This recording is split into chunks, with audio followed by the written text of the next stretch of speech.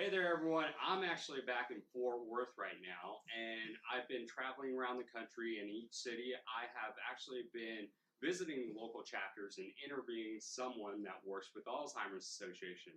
Well, since I'm home, I actually had the Alzheimer's Association help me contact a caregiver because at the end of the day, this longest day campaign that I'm doing is about the caregivers and those suffering from the disease.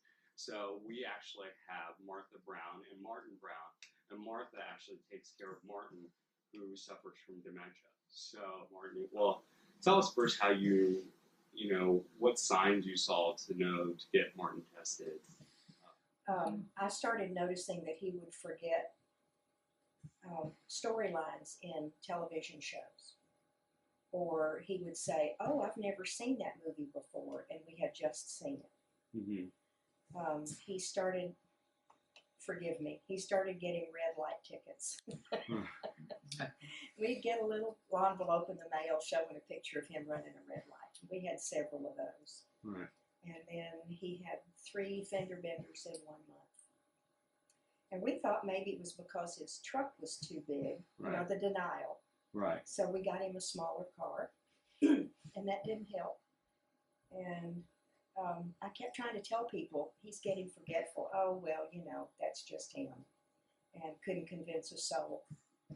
In the spring of 14, I started to say, I want to go to the geriatric center at UNT and get tested because they have a program for Alzheimer's.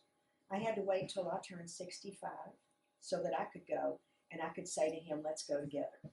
We got tested and mine turned out okay for the moment and his turned out to be early dementia.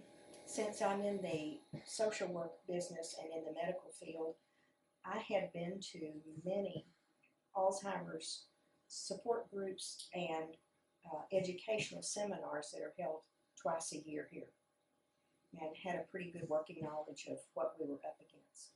So I started doing research, and I called the Alzheimer's Association before he was even tested and said, we're going to get a diagnosis, I know we are. And the week after he got his diagnosis, we started the first and third Thursday group, which you have to be vetted to get into. So we were diagnosed at the proper time. And everybody thought we were too early. But that was just a year ago. Martha, what was your initial reaction when Martin got diagnosed? Thank God we have a diagnosis. It's not just me. I'm not just being picky. In the beginning, before the diagnosis, I would find myself getting irritated. No, honey, it wasn't. No, they're not a married couple. They work together in the field. We're talking about television.